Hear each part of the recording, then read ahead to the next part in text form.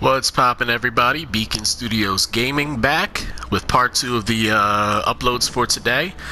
So in the first video, that was, like I said, that was just all the updates I have planned for Beacon of Gaia, as well as the explanation as to why it's taking me so daggone long to get everything done on that.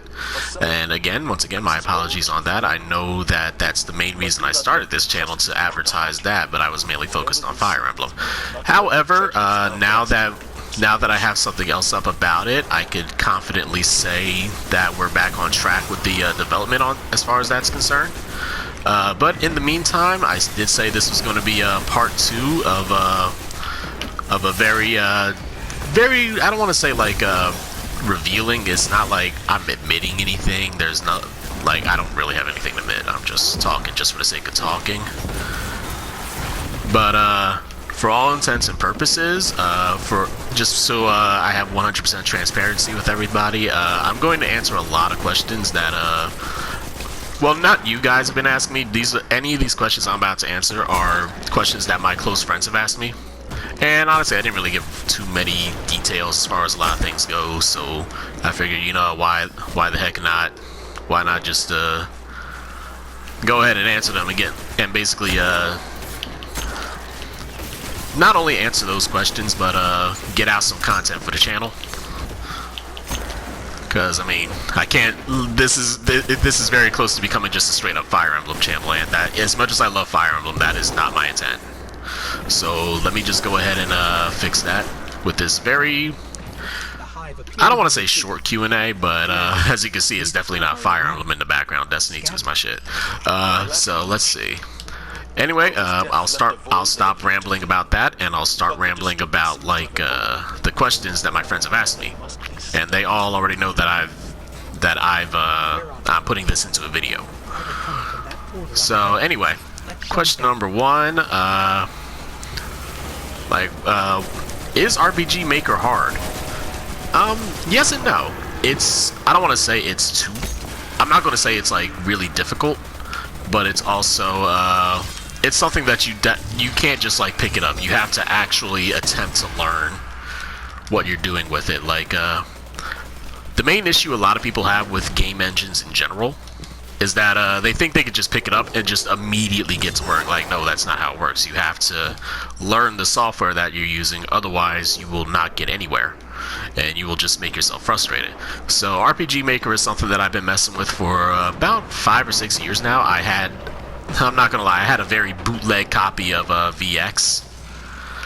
So needless to say, I can't really talk too much about that, but it was a bootleg copy. The copy that I have now of MV, though, that's legit. I got it through Steam when it was on sale.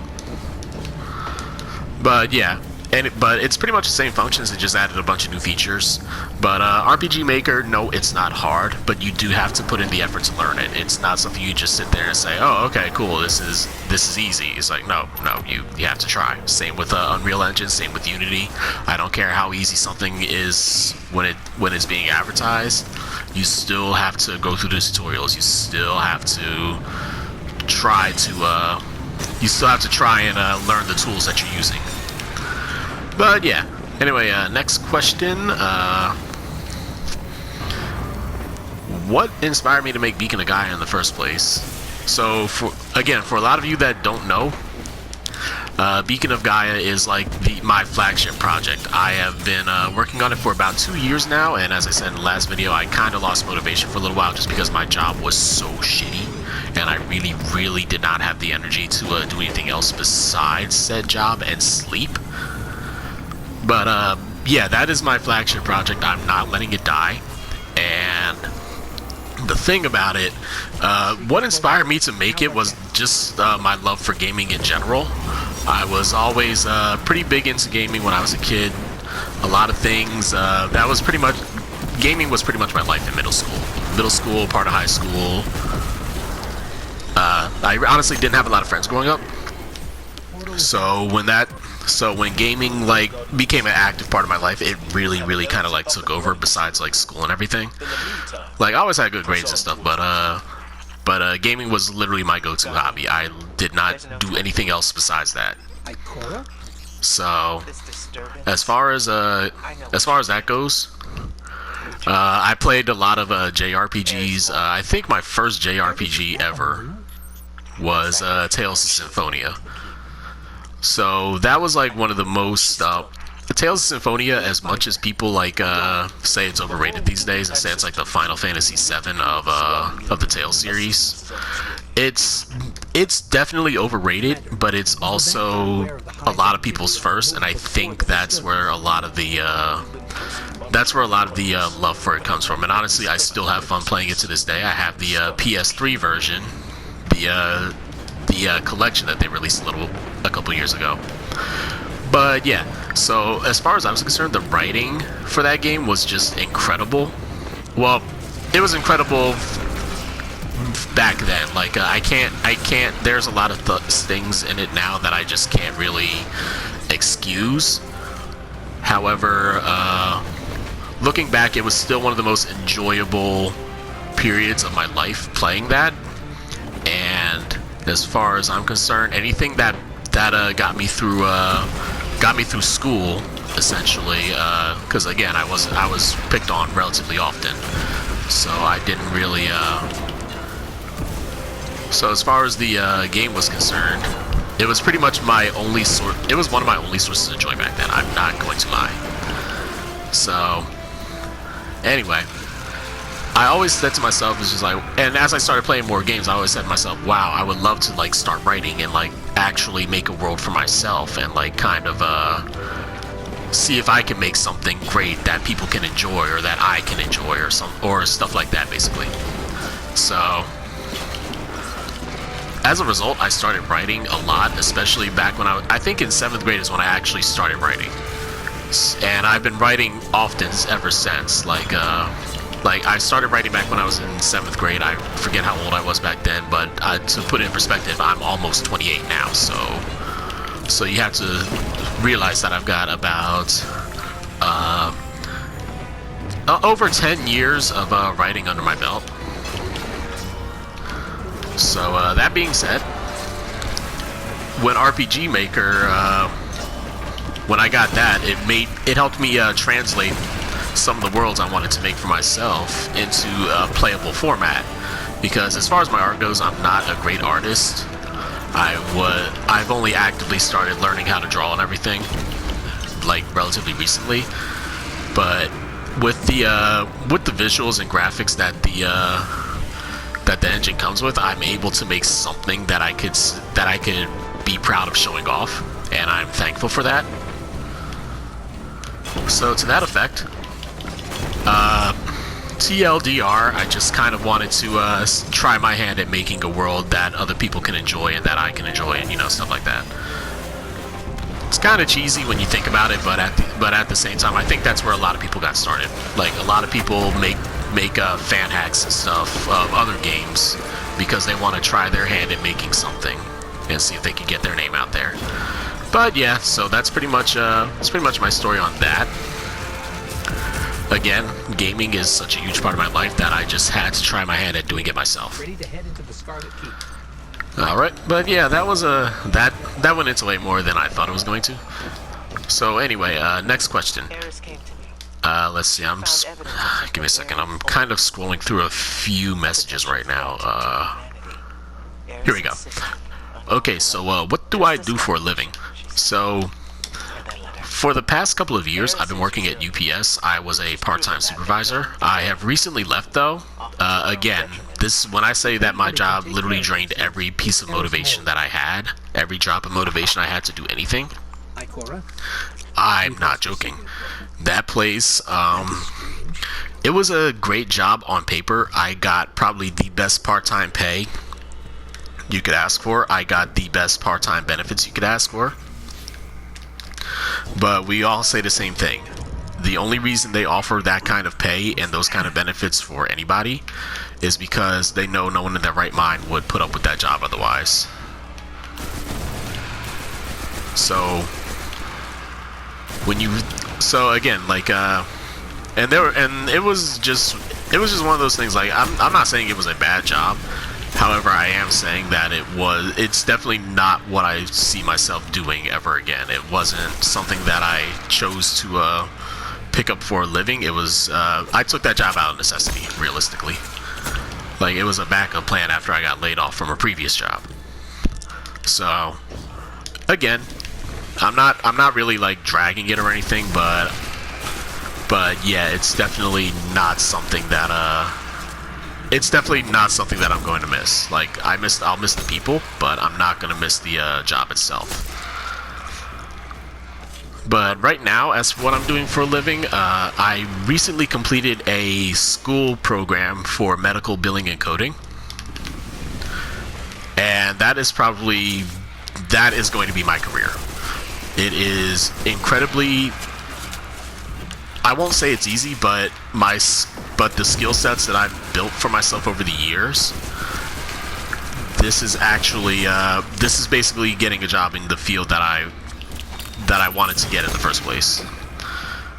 So, like, it's working with it's doing a lot of computer stuff, and it's essentially making sure things get billed properly from like doctors' offices and stuff. And I've always had an interest in medicine in the first place. When I first went to college, I was going for a bio major because I had plans of going to medical school. So obviously that didn't pan out, but things came full circle. I'm doing something within the medical field now without actually being in medicine itself, which is pretty cool. I always get lost in this part. I think I might actually be going the wrong way. I'm probably going the wrong way, but fuck it. Anyway. So the interesting thing. So I am a medical billing specialist right now. And my father's the one that actually got me the job in the first place, so shouts out to him. He was the one that suggested the job to me. He was the one that pointed me in the direction of everything and helped me get set up after I had graduated. So thank you, Dad. I love you. And if you're seeing this video, Dad, I love you very much. Thank you so much. This is literally life changing. Mom says thanks as well because this takes care of literally all of our bills at the house. But yeah, this job is going to be paying me up to $72K a year. So when I say that I am not doing YouTubing or making video games to try and turn a profit, I mean it. I am essentially set. But yeah. So I'm again. This is something that I'm mainly doing for fun and to just kind of help me keep on track as far as my personal projects go. And that's actually a really nice segue into the next question. How much is Beacon of Gaia going to cost? It's not going to cost anything. I did pay for the advertising artwork, like, and I'm also going to start linking. Well, she used to go by Aru, but she changed the name recently, and I can't remember off the top of my head what the name change was. But I'll be linking the page in the description. She's literally doing. Not only is she an excellent artist, she's one of my closest friends. Please support her. She's doing literally all of the artwork for the game itself, as far like not like the RPG artwork, like CGs and the title screen and even this channel's icon were all done by her. So please show her some love. She is very, very talented. And again, tell her I sent you. Like, seriously, just go ahead and again, one of the friendliest people that I've had the pleasure of coming into contact with. So please, yeah, I should probably just stop advertising that for a second. What was I saying? Oh yeah. So, yeah, Aru's been doing a lot of the artwork, and she is being compensated for it. But the game itself is going to be free. I am literally just doing this to get my name out there and kind of and see what I can do as far as like game development goes. I'm not looking to really turn a profit. It will be if it turns out to be one of those things where I do somehow end up making a profit off of it. that would be amazing, but I'm not expecting it to happen. So that being said, the game itself is free. Long story short, the game itself is free. I'm not looking to make a profit. I hope you guys enjoy it, but if you don't, I apologize, but at least you didn't lose anything by giving it a shot. So, yeah. Let's see, but yeah. The, next question, where did I get the, ideas for some of the characters? Well, two of them I'm going to straight up admit. When Fire Emblem Fates came out, I was into like making original characters for it, and there's like a whole community based around that. And at first I thought it was kind of cringy, but then I started getting involved with it, and I was just like, this is actually kind of fun. So two of the characters, Taron and Seifo, are actually literally straight up versions of like two of the characters that I made that I just really got attached to. So I'm not gonna say they're my favorites, but I will say that I've definitely put the most amount of time into them. As for the other characters, I honestly don't know where I got the ideas for some of the other characters. I think it was just a matter of like what I was looking at a lot of other games that I was playing, and I was trying to see like what were common traits that some of the characters had. And then I told myself, okay, I kind of want to make characters that aren't really like that. I wanted to say to myself, okay, let me do something different and not try to copy off of anybody else. So as a result, we have a healer that is an asshole. We have, what else do we have? We've got a monk that's, he's a skirt chaser, but he's not a complete idiot. We've got an archer who is also an asshole.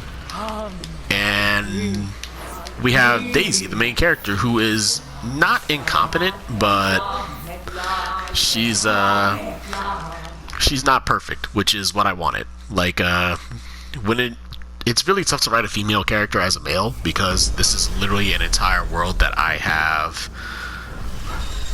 Like, trying to jump into the mind of a girl and trying to write a girl is probably one of the toughest challenges I've ever had as a writer, because I really don't have any experience to draw from with that. like so I've tried to make it so that like she's like, you've heard the stories, like, she's it's really hard to explain. How can I explain this so that it makes sense? And I just didn't even feel like watching that cutscene. It was jumbling my thoughts. So yeah, as far as Daisy is concerned, writing, let me retract some of what I said earlier. I don't have trouble writing female characters. I do, however, had one of the struggles that I had was writing a female character in a lead role, in a role that in the protagonist role, basically. Like, she's the straight up main character. So it's definitely not something that I really have experience with, because like anytime I've written before, like the females generally play like a I don't want to say like as a foil to the main character or anything, but they weren't usually in like the lead role or anything. So this is something that's very I don't want to say tough, but I won't say it's easy either. But at the same time, it's helping me grow a lot as a writer, because it's one of those things where even though she's a female in the lead role, but I've gotten feedback from people that have played some of the demos so far saying it's kind of I don't want to say it's like, I'm not tooting my own horn or anything, but I really went out of my way to try and make sure that like her main thing was like, hey, I'm the main character and I'm also a girl. Like that's something that I don't want people running through their head through their heads as they're playing the game. I just wanted them to view her as a strong lead character, male or female doesn't really matter. I just wanted to have something where I could say, you know what, we got a character here. We got a good character here. That's literally all I wanted. And there are so many people that have done better, that have done this better than me, both professionally and recreationally. But at the same time, I'm definitely proud of how she turned out, and I hope you guys enjoy her as much as I enjoyed writing her and her story. And yeah, I think that's it for the questions for now. I'll probably do another one of these at some point, but I'll actually do like a straight up Q&A where you guys actually ask.